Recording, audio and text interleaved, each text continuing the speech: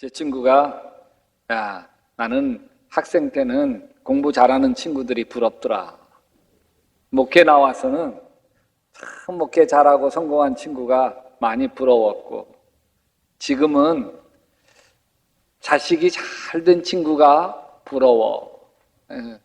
공감이 가는 말이죠, 그죠? 자식이 잘 된 사람. 근데 이런 말 있는 거 아세요?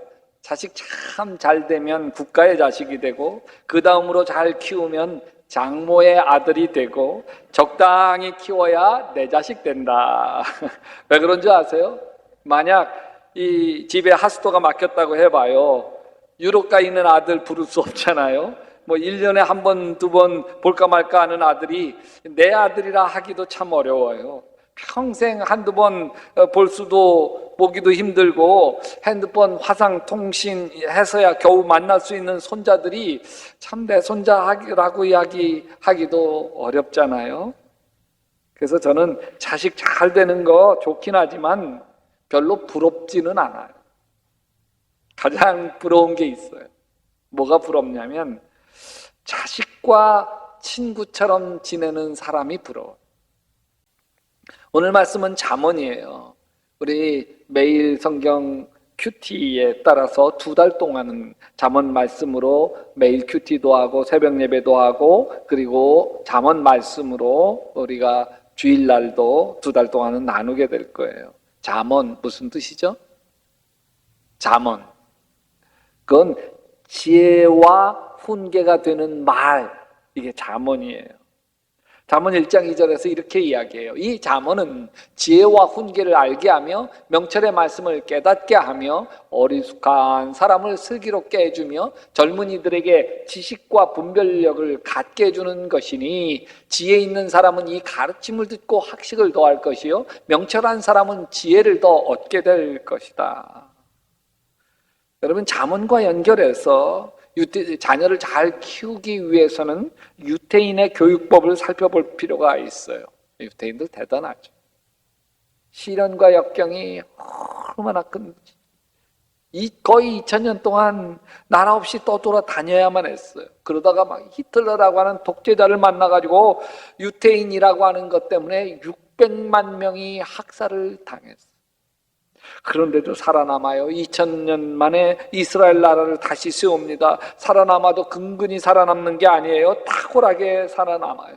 유태인의 전 세계 유태인 인구가 한 0.2%밖에 안 돼요. 그런데 역대 노벨상 수상자 22%예요. 미국 명문대학 아이비 리그 대학 중에 23%가 유태인이래요. 미국 억만장자 중에 유태인이 40%를 차지해요. 무엇이 이렇게 탁월하게 했을까요? 유태인들이 3가지를 중요하게 여겨요. 첫째는 뭐냐면 하나님 말씀 중심이에요. 유태인들은 성경 중심으로 살아요. 얼마나 성경 중심으로 살아가는지 하다못해 음식도 성경대로 먹어요. 철저하게 돼지고기 먹지 말라니까 안 먹어요. 안식일에 일하지 말라니까 안 해요. 아주 고지식할 정도로 성경 중심으로 살아요.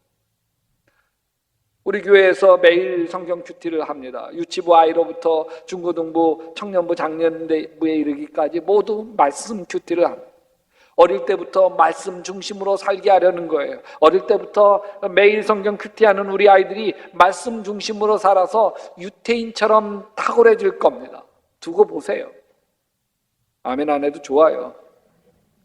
두 번째는 성전 중심. 유태인들은 주후 70년 로마에 의해서 예루살렘이 멸망하면서 성전이 파괴돼요.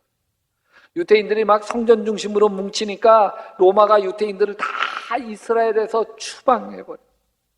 이스라엘 남아있으면 죽인다고. 그리고 또 이스라엘 예루살렘 성전으로 절기 때마다 모이게 되면 다 죽인다고 엄포를 놓았어요. 그래서 유태인들이 전 세계로 뿔뿔이 다 흩어졌어요. 이것을 디아스포라라고 얘기해요.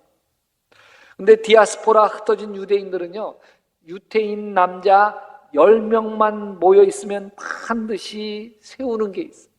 그게 회당, 시나고교 세웠어요. 유태인 예배당을 10가정만 모이면 만들어요. 이 회당에서 자녀들에게 신앙교육을 했고 성전 중심으로 살아. 세 번째는 가정 중심이.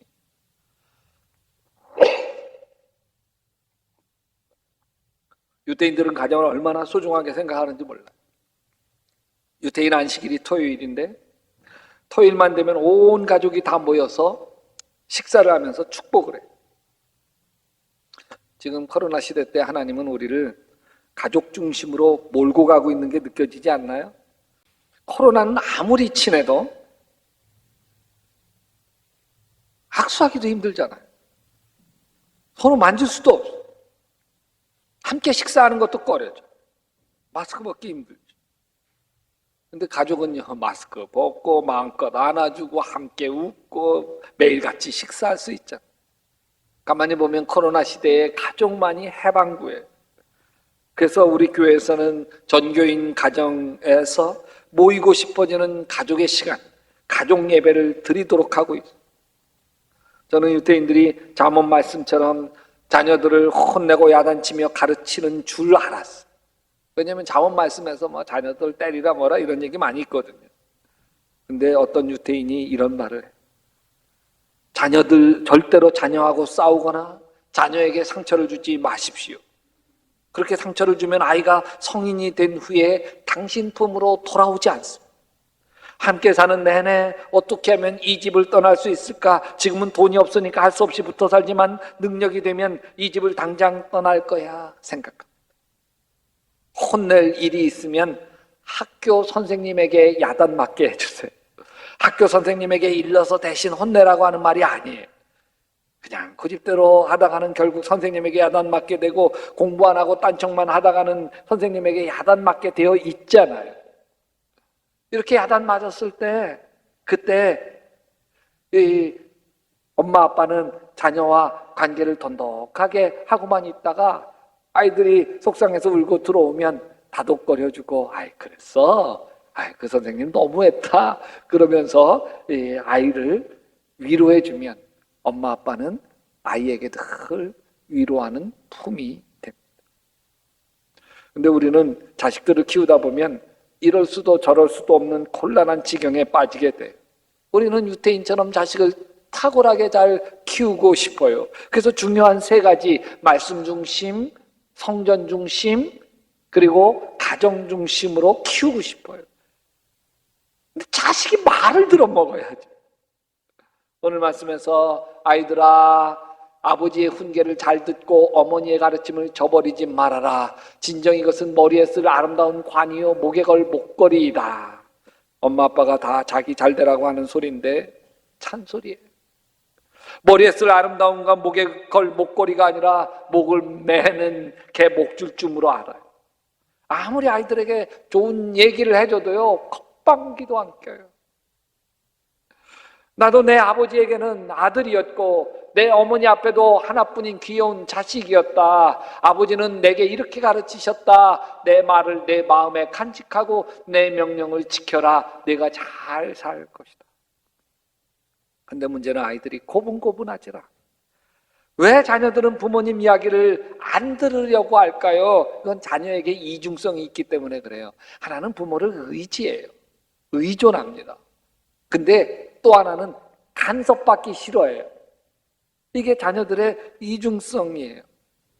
아빠 입장에서는 아들에 대한 기대가 크죠. 자식의 인격을 높은 수준으로 끌어올려고 주고 싶고 가족이나 사회에 책임감 있는 멋진 남자로 키워주고 싶어요. 그래서 아빠는 아들이 아빠 말 잘 들었으면 좋겠어요. 그래서 강하게 아들에게 말하면 아들도 아주 강하게 반발해요. 그래서 아빠와 아들 사이가 갈라집니다. 저는 어머니 모시고 돌아가시고 나서 아버지를 모시고 살았는데 아버지와 식사를 마쳤는데 제 아내가 저에게 그래. 여보, 당신은 아버지와 식사하면서 어쩜 한마디 말도 안 해? 내가 그랬어? 말 한마디 안 하고 식사했다고? 나는 아버님과 당신이 식사하면서 서로 이야기하는 것을 거의 본 적이 없어요. 아, 그랬어? 생각해보니까 그렇네. 아버지와 아들인 제가 그랬는데 이제는 아버지인 저와 제 아들이 그래요. 제 아들과 식사를 할 때 우리 별로 말이 없어요.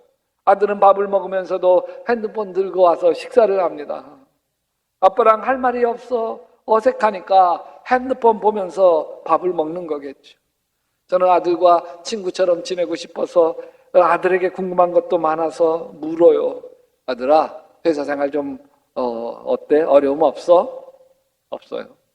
아들아, 이제 봄인데 야, 아빠랑 쇼핑하면서 옷 한 벌 사줄까? 괜찮아요. 아들아, 여자친구하고는 잘 지내니? 네. 끝. 저는 아들과 다정하게 이야기하고 싶어 이것저것 말을 걸어도 대답은 늘 단답형이에요. 네, 없어요, 괜찮아요, 됐어요. 그리고 숟가락 놓자마자 휙 자기 방으로 들어가요. 이 아빠 가슴 허전합니다. 어떤 상담소에서 설문조사를 했대요. 대화 상대가 누구냐? 가족의 중에 대화 상대가 누구냐? 엄마랑 대화한다 70.3%, 아빠랑 대화한다 7.3%. 아빠랑 대화하는 게 엄마랑 하는 것의 10분의 1밖에 안 돼요. 그래도 이 아빠는 아들과 친해지고 싶어요. 아들과 친구처럼 지내고 싶어요. 그래서 제 아들과 제가 단둘이 2박 3일 여행을 갔어요. 덕적도 섬으로 바다 낚시를 하면서 아들과 둘만의 시간을 갖기로 했어요. 둘이 여행을 떠나면서 제가 마음에 1000번 만번 다짐을 하고 갔어요. 절대로 아들을 가르치려고 하지 말자. 아들이 무슨 말을 하면 그냥 그대로 받아주자. 수긍해주자. 절대 아들에게 잔소리하지 말자. 칭찬하고 격려만 해주자. 다짐하고. 잔소리는 자식과 담을 쌓게 되는 지름길이에요. 뭐가 잔소리인가요? 자식 잘 되라고 하는 옳은 말, 좋은 말, 바른 말, 다 잔소리예요. 잔소리가 아닌 말은 어떤 말인가요? 자식에게 위로가 되고 용기가 되고 자식이 행복해지는 말, 그건 잔소리가 아니에요. 우리 아버지들은 멋진 아들, 딸을 만들려고 잔소리하지만 안 되더라고요. 포기해야 해요. 반발하니까 관계가 더 멀어질 뿐이니까. 그래서 깨닫게 되었어요. 아들을 내 수준으로 올리려고 하지 말고 내가 아들 수준으로 내려가자. 그냥 그 아들 있는 모습 그대로 존중해주는 수밖에 없어요. 아들과 친구처럼 지내려면 말이에요. 제가 아들하고 좀 뭔가 대화할 거리를 만들려고, 아들아, 너 영화 중에 그 인생 영화라고 할 수 있는 거 뭐 없니? 그랬더니 자기 드라마, 미국 드라마 10편인데 그걸 5번을 봤대. 그래? 그래서 제가 그렇게 좋냐? 아빠도 한번 보자. 1편 봤는데 뭔 말인지 모르겠어. 2편 봤는데 왜 이걸 보는지 모르겠어. 3편 봤는데 내가 이걸 10편까지 다 봐야 된다는 게 너무 끔찍해. 이를 악물고 10편까지 다 봤다는 거 아닙니까? 어떻게 하든 아들하고 좀 가까이 가고 싶어서. 근데요, 제가 위로가 되는 건 어떤 거냐면 성경 속에서도 아들과 친한 아버지가 거의 없어. 이스라엘 첫 번째 왕인 사울왕은 아들 요나단에게 다윗 감싸고 돈다고 창으로 죽이려고 했고, 두 번째 왕인 이 다윗 왕은 아들 압살롬이 자기 죽이려고 해서 맨발로 왕궁에서 쫓겨나기도 했어. 신약 성경에서 아주 그래도 대표적인 아버지와 아들 얘기가 누가복음 10장 얘기예요. 예수님이 비유로 말씀하신 탕자의 비유인데 여기서도 아버지와 아들이 사이가 별로 안 좋아. 첫째 아들은 그래도 아버지에게 고분고분해요. 모범생이에요. 성실한 아들이에요. 근데 둘째 아들이 좀 삐딱해요. 아버지는 형만 좋아하는 것 같아서 늘 불만이에요. 아버지를 멀리 떠나고 싶어요. 그래서 아버지에게 유산분기 미리 떼달라고 떼써서 그것을 현금으로 바꾸어서 먼 나라로 가. 아버지가 부담스러워요. 아버지 말이 다 잔소리로 싫어요. 그래서 되도록 아버지에게로부터 멀수록 더 멀수록 좋은 곳으로 떠나가요. 자기 마음대로 이제 아버지 간섭 없이 자유를 만끽하며 살고 싶어요. 나중에 거지꼴이 됐죠. 이 아버지에게 큰아들은 아버지에게 순종 잘하는 아들이에요. 근데 아버지와 친하지 않아요. 둘째 아들을 위해 아버지가 송아지 잡아 잔치를 벌이자 화가 잔뜩 난 큰아들 집으로 들어가지도 않아요. 거지꼴 동생 받아준 아버지가 못마땅한 거죠. 아버지와 아들은 성경 속에서도 힘든데 여기 탕자의 아버지, 하나님 아버지, 이 아버지는 아들을 다 받아줘요. 둘째 아들이 재산 떼어달라고 할 때 알죠. 둘째 아들 여태까지 키우면서 알잖아요. 저는 삐딱한 거 알잖아요. 저는 그냥 생활에 규모가 없는 거 알잖아요. 재산 떼주고 나면 저거 갖다 다 지멋대로 하다가 망칠 거 왜 몰라요. 다 아는데도 아들의 요구를 들어줘. 뗐으니까 마지못해 들어준 것이기도 하지만 둘째 아들을 그냥 있는 모습 그대로 받아준 거예요. 고집피면 고집피는 대로 받아준 거예요. 아들 떠나 먼 나라 가서 고생할 거 다 알지만 스스로 깨닫기 전까지는 아무리 말려도 소용이 없다는 거 다 아시고 다 받아준 거예요. 재산 다 탕진하고 거지꼴이 되었을 때 이 둘째 아들이 깨달아요. 이에 스스로 돌이켜 이르되 내 아버지 집에는 양식이 풍족한 분꾼이 얼마나 많아. 나는 여기서 추려 죽는 거야. 아버지가 둘째 아들의 요구를 다 받아준 것은 바로 이 순간을 기대했기 때문에 그래요. 스스로 깨닫게 되어지는 바로 이 순간. 여러분 자녀 교육에서 가장 중요한 게 뭔 줄 아세요? 어릴 때부터 영어 조기 교육하는 거 아니에요. 수학 경제 교육하는 거 아니에요. 자녀 교육의 핵심은 스스로 자기 자신을 다스리는 능력을 키워주는 거예요. 인생의 모든 비극은 자기 자신을 다스리지 못할 때 생기잖아요. 욱하는 자기 마음을 다스리지 못해서 비극이 일어나고 온갖 유혹에 자기 자신을 다스리지 못해서 휘말려 버리잖아요. 우리 아이들도요, 자기가 공부해야 되는 거 알아요. 나 이렇게 게임만 하다가 시험 망치고 미래 망치는 거 알아요. 모르는 거 아니에요. 근데 엄마 아빠가 지금 외출하고 있는 지금 스마트폰 게임의 유혹을 이길 수가 없어. 왜요? 자기 자신을 자기가 어쩌지 못해. 다스리지 못해. 여러분 자기 자신을 다스리는 힘은 절대로 잔소리로 키워지지가 않아요. 잔소리로 영어 단어 몇 개는 더 외우게 할 수 있고 잔소리로 시험 성적 조금 오르게는 만들 수 있어요. 그러나 잔소리로 우리 아이들 내면에 자기 자신을 다스릴 줄 아는 놀라운 힘을 키워줄 길이요. 이게 교육의 핵심입니다. 자기 자신을 다스릴 줄 아는 아이가 결국 자기주도 학습에 성공해서 자신의 꿈을 이루는 거예요.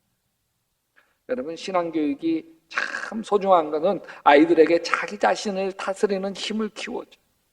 갈라디아서 5장 16절에 내가 이루노니 너희는 성령을 따라 행하라. 그리하면 육체의 욕심을 이루지 아니하리라.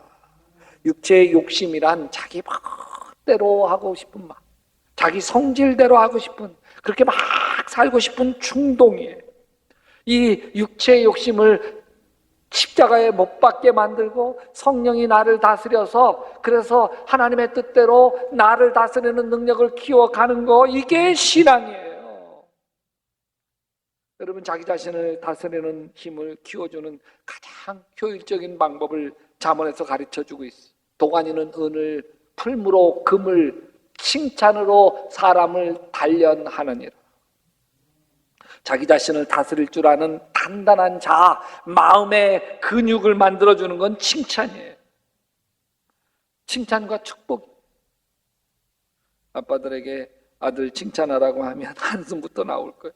저 아들 녀석이 좀 칭찬받을 짓을 해야 칭찬하든지 말든지. 아니에요. 여러분 아빠가 아들에 대한 기대치를 낮춰야 돼요. 아주 작고 사소한 일부터 칭찬을 시작하시기를 바랍니다. 우리 아들 오늘 밥 싹 비웠네. 잘 먹는 모습 보면 아빠 마음이 좋더라. 시험 잘 보고 왔을 때 폭풍 칭찬해주고 망치고 왔을 때 많이 속상하겠다. 괜찮아. 다음에 잘하면 되지. 우리 아들 수고했다. 그리고 아들아, 내가 내 아들이어서 너무 행복해. 딸아, 내 네가 내 딸인 게 너무 좋다. 아멘. 오늘 마지막으로 유태인 어머니의 기도 여러분에게 읽어드릴게요. 하나님, 내가 아이의 물음에 대답해주고 수많은 갈등을 해결해주고 말씀대로 살아가도록 지도할 수 있는 지혜를 하나님 내게 주소서. 내가 화가 치밀어 오르고 비난과 매질로 아이의 영혼을 짓밟고 싶을 때마다 그 충동을 이겨낼 수 있는 자제력을 나에게 주소서. 아이들이 사소한 짜증과 아이들이 한 보잘것없는 실수와 불편에 내가 눈 감게 하소서. 내게 참을성을, 그보다 더한 참을성을, 그리고 그보다 더한 참을성을 주소서. 아이의 생각과 기분을 깊이 헤아리고 있음을 내 아이가 알 수 있도록 서로 공감하게 하소서. 아이가 실망스럽고 좌절이 되는 순간에도 아이의 존재를 처음 깨달았을 때 느꼈던 환희와 아이가 첫 걸음마를 뗐을 때의 기쁨과 아이를 처음 품에 안았을 때의 희열을 결코 잊지 않게 하소서. 내가 지치고 힘들 때에도 아이를 위해 움직일 수 있는 힘과 건강을 주소서. 하나님, 내가 모진 말과 조롱, 비난으로 아이의 영혼을 파괴하지 않도록 내 입에 침묵을 주시옵소서.